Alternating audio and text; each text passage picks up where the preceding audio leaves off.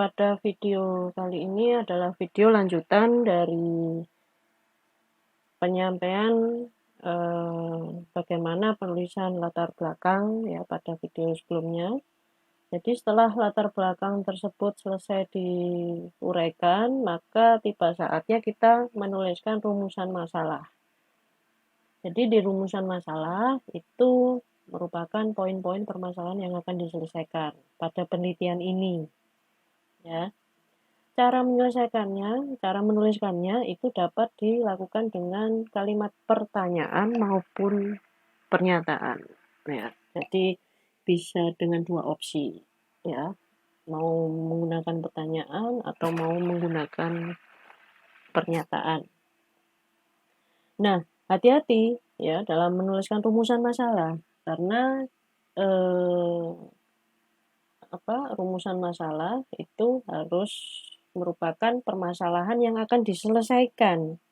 Jadi jangan sampai kalian menuliskan permasalahan yang tidak akan diselesaikan dalam penelitian itu. Gitu ya. Karena kalau misalkan rumusan masalah tersebut terlalu heboh, artinya terlalu heboh itu ada kata-kata akurat, ya, cepat, terpercaya itu ya. Maka kalian nantinya harus bisa membuktikan itu. Ya. Artinya apa? Artinya ada permasalahan ya yang akan diselesaikan oleh penelitian ya yang merupakan isu akurat ya, tidak akurat ya, terus kemudian tidak dipercaya ya dan sebagainya. Maka dengan adanya penelitian ini maka nanti akan membuktikan bahwa hasil penelitiannya itu terpercaya, akurat ya, kemudian cepat seperti itu. Jadi hati-hati dalam menuliskan poin-poin pada rumusan masalah karena nantinya harus bisa dijawab di bab kesimpulan setelah selesai pengerjaan. Oke. Nah, di rumusan masalah ini merupakan guideline ya, yang akan dilakukan di dalam penelitian tersebut. Kita lihat contoh. Jadi dari judul ini ya.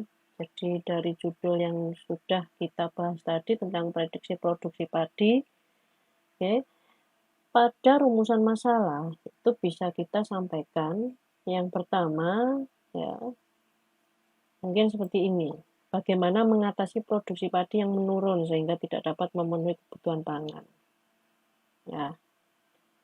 Nah, apakah kalian yakin bahwa masalah ini nantinya akan diselesaikan gitu ya? Kalau dari judul itu seharusnya memang benar melakukan prediksi. Nah, itu ya. Jadi dari produksi padi yang menurun itu mau dikasih solusi apa? Oh, diprediksi. Oke, seperti itu. Ya, sehingga hasil prediksinya itu bisa memperbaiki ya keadaan dari produksi padi yang menurun. Nah, seperti itu. Oke. Dari rumusan masalah kedua, bisa kita sampaikan berkenaan dengan metode. Jadi karena di judul tadi keluar metode SPM ya, dan PSO, maka bisa kita sampaikan di rumusan masalah. Ya. Tadi kan di latar belakang menyampaikan bahwa support vektor mesin saja itu tidak cukup dalam melakukan prediksi. Nah, kemudian apa yang akan selesaikan seperti itu ya. Bagaimana melakukan optimasinya? Nah, itu bisa kita sampaikan di rumusan masalah. Nah, nantinya di rumusan masalah ini ya, itu harus kita selesaikan. Ya. Oke. Kemudian untuk batasan masalah ya. Jadi perlu adanya batasan masalah untuk membatasi ruang lingkup masalah yang terlalu luas. Jadi fungsinya nanti agar penelitian itu lebih fokus. Oke. Misalkan di sini kita tambahkan batasan masalah. Nah, penelitian yang kalian lakukan itu mau diselesaikan menggunakan tool apa, atau mau di-develop menggunakan bahasa pemrograman apa, atau mau di-develop hanya di sistem operasi apa. Nah, seperti itu. Jadi itu bisa kalian masukkan di batasan masalah. Ya. Misalkan teknologi yang digunakan pada penelitian ini atau bahasa pemrograman ya. Bahasa pemrograman yang digunakan pada penelitian ini adalah Python, misalkan seperti itu ya.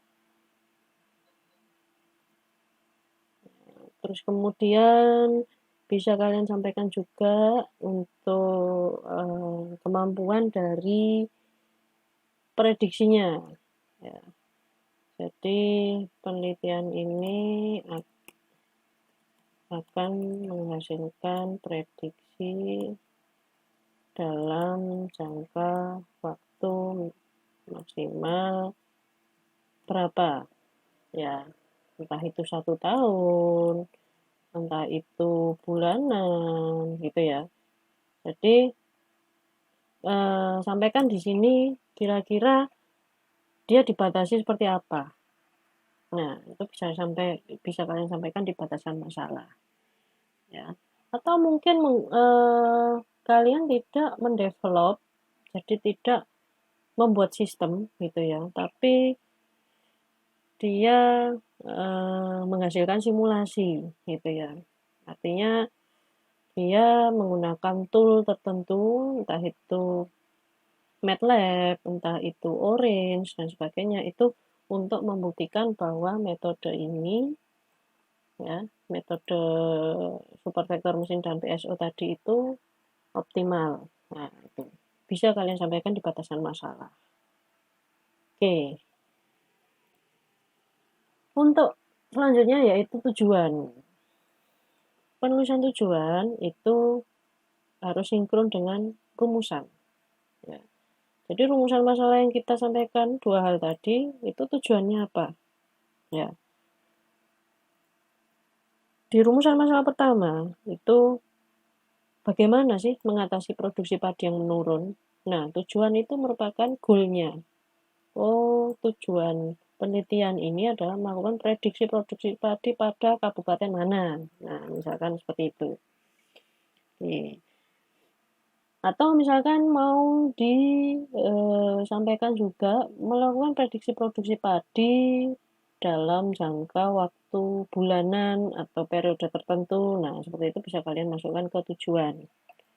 Nah, untuk rumusan masalah kedua, ya, bagaimana melakukan optimasi pada metode SPM dalam melakukan prediksi. Nah, tujuannya di sini adalah mengoptimasi. Ya, menggunakan apa? Oh, metode PSO. Oke. Jadi sinkron ya. Kalau ini rumusan masalahnya 2, tujuannya 2. Dan rumusan masalah pertama itu diselesaikan pada tujuan pertama. Rumusan kedua itu diselesaikan pada tujuan kedua. Seperti itu. Nah, kemudian manfaat. Ya. Manfaat di sini merupakan dampak positif dari penelitian yang dilakukan. Bisa positif untuk penggunanya, ya. Bisa positif untuk peneliti yang lain. Jadi nanti yang akan menggunakan penelitian kalian ya sebagai rujukan di penelitian orang lain. Nah, itu bisa seperti itu. Oke ya. Dari tujuan pertama, apa manfaatnya? Oh, manfaatnya untuk Departemen Pertanian. Dalam apa? Dalam memperkirakan produksi. Nah, itu. Terus kemudian manfaat yang ini apa manfaatnya? Oh, membuktikan. Artinya apa?